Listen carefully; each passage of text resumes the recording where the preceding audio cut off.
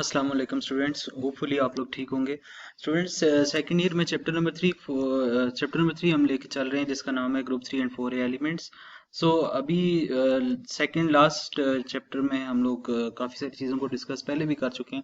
But अभी इस lecture से पहले जो हमने लेक्चर किया, उस लेक्चर के अंदर हमने बोरिक एसिड और उसकी टाइप्स, उसकी प्रिपरेशंस को डिस्कस किया। तो अभी जो हमारा टॉपिक है वो मेन है जी, properties of the boric acids. So कुछ फिजिकल प्रॉपर्टीज होंगी यहाँ पे डिस्कशन के लिए और कुछ होंगी केमिकल प्रॉपर्टीज। सो हम तमाम प्रॉपर्टीज को लेके चलेंगे और तमाम चीज़ें जो बुक के अंदर हैं, कंसेप्चुअलाइज चीज़ें हैं, वो उनको हम यहाँ पे खुलेआम डिस्कस करेंगे आप लोगों के साथ, और रीजंस के साथ बात होगी। होपफुली आप लोग इस वीडियो से बहुत ज़्यादा फ़ायदा उठाएंगे, अपनी राय का इजहार लाजमी कीजिएगा। सो लेट्स स्टार्ट स्टूडेंट्स के हमारे पास है ये बोरिक एसिड H3BO3। कुछ प्रॉपर्टीज, इसकी खुसूसियात हम पढ़ने वाले हैं जी।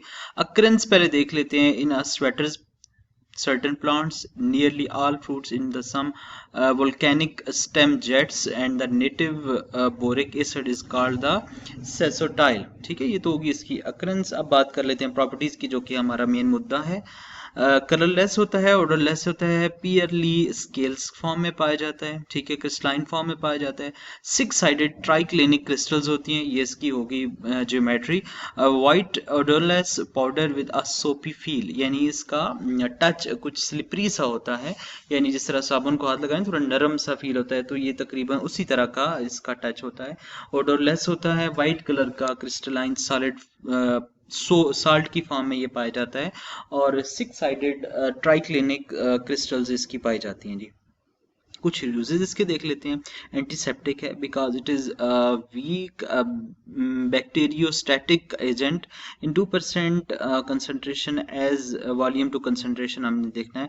As eye wash and in a buffer ophthalmic solutions the toxicity of the boric acid make it unfit to be taken in orally. ठीक है, यानी ये कुछ दवाइयों में आई वॉश वगैरह के तौर पे यूज किया जाता है, बट ये टॉक्सिक है क्योंकि एसिड है, तो इसको आप ऑरली नहीं ले सकते, अंदर इनहेल नहीं कर सकते।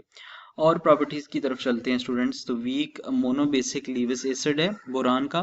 फिजिकल प्रॉपर्टीज में कलरलेस है, क्रिस्टल्स की फॉर्म में पाया जाता है, व्हाइट पाउडर की फॉर्म में पाया जाता है। इससे पिछले लेक्चर में इसकी फिजिकल अपीयरेंस मैंने आपको चेक भी करवाई है, दिखाया भी है। तो केमिकल प्रॉपर्टीज में एंटीसेप्टिक है, उसके अलावा फ्लेम रिटार्डेंट है, हैजार्डस है, रेस्पिरेटरी प्रॉब्लम्स पैदा कर सकता है, मसल्स की वीकनेस और हेडेक का ये वजह बन सकता है एसिड।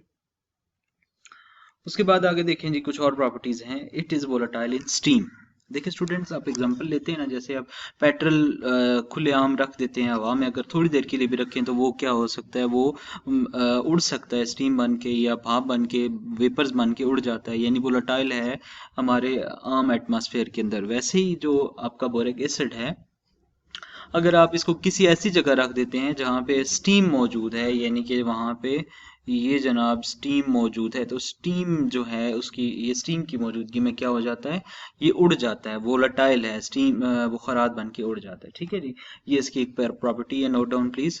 इसके बाद है, it react with ethyl alcohol in the ester of the boric acid and ethanol. It has few application. It is formed by the reaction of the boric acid and ethanol in the presence of the acid catalyst, where it forms according to the equilibrium conditions। यानी simply आप ये ऊपर सारी English को छोड़ देना, वो तो बुक के मुताबिक मैंने आपको बताना ही था। आप अपने समझने के लिए ये सिर्फ रखें कि हमने ये लिया बोरिक एसिड, ये आप इसके फार्मूले से घबराएं नहीं। हमने पहले पढ़ा ना H3BO3, तो इस ब्रैकेट को खोले ना, 3 ज़रब खाएगा H के साथ, H3 हो जाएगा, और B बाहर 1 है, H3B हो जाएगा, और ऑक्सीजन 3 ज़रब होके बन जाएगा H3BO3।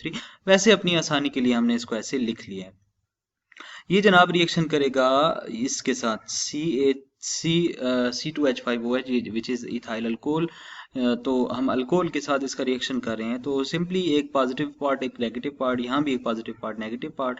ये क्या करेगा, यहाँ पे हाइड्रोजन इस OH के साथ मिलके बना देगा यहाँ पे आपका H2O, और ये जो है ना 3 मोल है C2H5O, तो ये क्या करेगा, जाके B के साथ जस्ट रिएक्शन करेगा, ये वाला आधा पार्ट, तो ये आपके पास, और ये जनाब आपका रिएक्शन कंप्लीट हुआ। ठीक है जी। आगे जी इसका अगला रिएक्शन है, और रिएक्शन को आप सिंपली बोल सकते हैं कि इफेक्ट ऑफ हीट या थर्मल डिकम्पोजिशन का नाम दे सकते हैं। आपने ऑर्थोबोरिक एसिड लिया, 100 डिग्री सेंटीग्रेड पे टेम्परेचर पे हीट किया, वाटर इसने रिलीज किया, HBO2 यानी एक और बोरिक एसिड बना दिया जिसको मेटाबोरिक एसिड बोलते हैं। उसको मजीद हीट किया तो H3BO7 बना, H2B4O7 बना दिया। उसको मजीद हीट किया तो 2B2O3 बना दिया। या इसको आप ऐसे भी नीचे जो लिया गया रिएक्शन है ऐसे भी लिख सकते हैं। ठीक है जी। ये तो हो गया हीट का टेम्परेचर, हीट का या टेम्परेचर का असर। अगली जो इंपॉर्टेंट प्रॉपर्टी है इसको ज़रा गौर से देखें। तो स्टूडेंट्स ये प्रॉपर्टी है, ये रिएक्शन बताने से पहले आपको सिंपली इतना बता दूं कि किसी भी एसिड की जो स्ट्रेंथ है वो क्या होती है और किस चीज़ पर डिपेंड करती है। जैसे मैं बोलता हूँ ना, एक HCl एसिड लिया हुआ है, एक तरफ मैंने HI लिया हुआ है, ठीक है जी, और एक और तरफ मैंने H2SO4 लिया हुआ है। ठीक है जी। लेट्स से कि हम इन सब की स्ट्रेंथ को चेक कर रहे हैं, तो आपने हमेशा याद रखना है कि सिंपली एसिड वो स्ट्रांग होगा, एसिड वो स्ट्रॉन्ग एसिड होगा जो कि इजीली अपना हाइड्रोजन आयन वाटर में डोनेट कर सकेगा। ठीक है जी, यानी अपना प्रोटॉन इजीली दे सकेगा। बट अब देखें बोरिक एसिड की प्रॉपर्टीज में, तो ये बोरिक एसिड की प्रॉपर्टीज में तो हम पहले ही बात कर चुके हैं, this is a very weak acid. So जब ये जो ब्रैकेट के अंदर कम्प्लेक्स शेप में नजर आ रहा है ना, ये बोरिक एसिड, ये जरा गौर से देखें ना आप, H ये H3 हो गए, बी दरमियान में और बी थे, ये HBO3 ही है, और कंडीशन ऊपर जो ब्रैकेट के ऊपर 0 लिखा हुआ है इसका मतलब है इसके ऊपर चार्ज 0 है। वाटर में डालेंगे तो देखना ये सिर्फ अपना एक ही हाइड्रोजन बाहर निकालेगा, बाकी हाइड्रोजन वाटर में डोनेट नहीं करेगा और बाकी नेगेटिव फॉर्म में बोरेट आयनाइन बना देगा। ठीक है, तो ये जाहिर करता है इसका रिएक्शन कि ये क्या है, एक वीक एसिड है। ठीक हो गया जी। मजीद प्रॉपर्टीज की तरफ चलते हैं जी, बड़ी इंपॉर्टेंट प्रॉपर्टीज अब इसकी आ गई हैं जी। इसका इफेक्ट देख लेते हैं केमिकल रिएक्शंस, और यानी आप बोल सकते हैं केमिकल रिएक्शंस भी बोल सकते हैं इनको, और आप इनको बोल सकते हैं कि ये इसकी लैब्स में यूज होते हुए प्रॉपर्टीज कुछ नजर आती हैं। पहली प्रॉपर्टी यहाँ पे हमारे पास है कि no effect of methyl orange, यानी मिथाइल ऑरेंज आपको पता है ना, एक आप जब टाइट्रेशंस करेंगे आगे जाके प्रैक्टिकल्स में मैं आपको समझाऊंगा। ठीक है, उसमें मिथाइल ऑरेंज, फिनाफ्थलीन और ये इस तरह के कुछ इंडिकेटर्स नजर आते हैं। इंडिकेटर्स ऐसे केमिकल सब्सटेंसेस होते हैं स्टूडेंट्स जो कि किसी भी रिएक्शंस की कंप्लीशन को जाहिर करते हैं, यानी उसने अपना कलर डिस्चार्ज किया रिएक्शन के दौरान, तो जहां पे कलर डिस्चार्ज हुआ हमने बोला जी रिएक्शन स्टॉप, रिएक्शन कंप्लीट हो चुका है। इसी तरह मिथाइल ऑरेंज भी एक इंडिकेटर है जो कि रिएक्शन में कलर अपना चेंज करके, कलर को ख़त्म करके या जाहिर करके वो अपने रिएक्शन की कंप्लीशन को जाहिर करता है।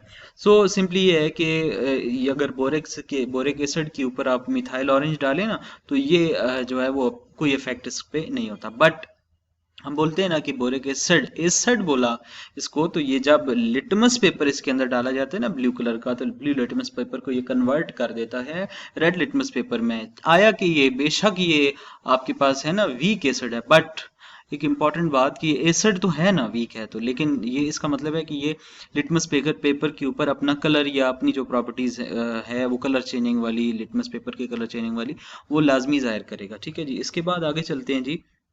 अगली प्रॉपर्टी है रिएक्शन विद सोडियम हाइड्रोक्साइड या NaOH। आपको पता है सोडियम हाइड्रोक्साइड एक स्ट्रॉन्ग बेस है और H3BO3 यानी कि बोरिक एसिड एक वीक एसिड है।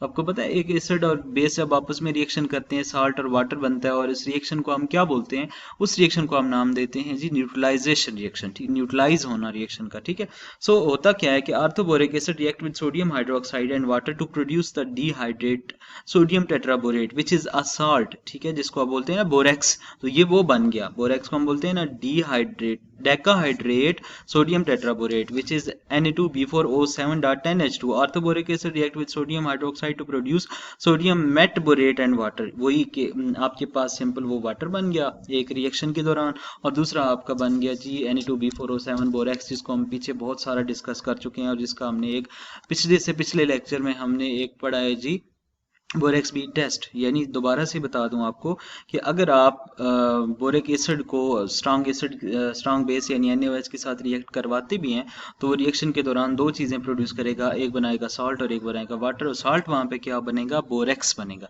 बोरिक एसिड से बोरेक्स बना, कैसे बना, विद रिएक्शन NaOH। तो ये शॉर्ट क्वेश्चन भी है कि आप बोरिक एसिड को बोरेक्स में कैसे कन्वर्ट कर सकते हैं। तो आपने सिंपली बोलना है कि हम बोरिक एसिड को बोरेक्स में कैसे कन्वर्ट करते हैं जी। उसमें हम NaOH डाल देते हैं और NaOH उसको न्यूट्रलाइज कर देता है। बट यहाँ पे एक बात मेंशन करना बहुत ज़रूरी है कि पार्शियल न्यूट्रलाइजेशन होती है। वो क्यों होती है पार्शियल न्यूट्रलाइजेशन? क्योंकि वहाँ पे स्ट्रॉन्ग एसिड नहीं है, एसिड ही वीक है। ठीक है, तो इस रिएक्शन के लिए टेम्परेचर जो चाहिए वो जनाब ये आपका 350 degree centigrade to 400 degree centigrade. उसके बाद स्टूडेंट्स अगली प्रॉपर्टी है कि reaction with salt, reaction with Na2CO3। तो देखें आपके Na2CO3 साल्ट के साथ रिएक्शन हो रहा है तो आपके पास NaBO2 कार्बन डाइऑक्साइड और वाटर बन रहा है। It is usually can't take with reaction with alkalis but it is very weak acid. ठीक है जी, एल्कलीज के साथ ज़्यादातर रिएक्शन नहीं करता। बट आपके जहन में क्या होगा, ये भी तो एल्कली है, सोडियम हाइड्रोक्साइड, बट वहाँ पे आप देखें टेम्परेचर हाई करने से रिएक्शन हुआ और पार्शली न्यूट्रलाइज किया उसने उसको। ठीक है जी, तो ये थी students properties of the boric acid. Hopefully आपके बहुत सारे कॉन्सेप्ट्स क्लियर हुए होंगे। Thank you so much. अल्लाह हाफिज़।